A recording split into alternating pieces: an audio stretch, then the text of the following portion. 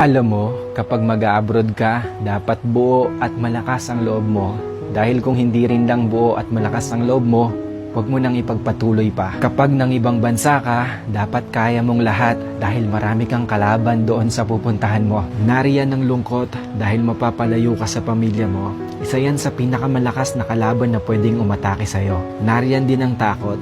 Takot at pagkabalisa kung maayos ba ang lugar na mapupuntahan mo. Maaari ka ring panghinaan ng loob dahil tanging sarili mo lang ang tutulong sa'yo sa oras ng pangangailangan mo. Pwede ka ding madepress dahil sa sobrang daming problema na darating sa'yo at lalo na hindi mo pa kasama ang pamilya mo sa tabi mo. Pagkawalan ng pag-asa na makakamit mo pa ba ang pangarap mo dahil kulang pa ang panggastos mo kaysa sa sinasahod mo.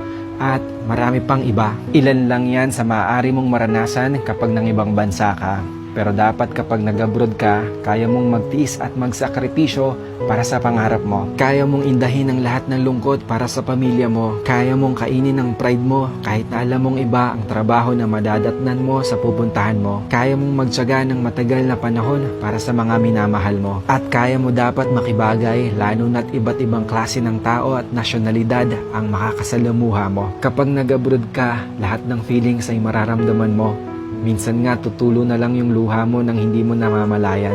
Pero isipin mo na pansamantala lang ito. Dahil sa pag-alis mo, nangangahulugan na may pangarap ka para sa sarili mo at para sa mga mahal mo sa buhay. Dalawa lang ang pwede mong kahinatnan sa ibang bansa. Ito ay matalo ka o magtagumpay ka. Kaya dapat alam mo ang dahilan kung bakit ka nag-abroad.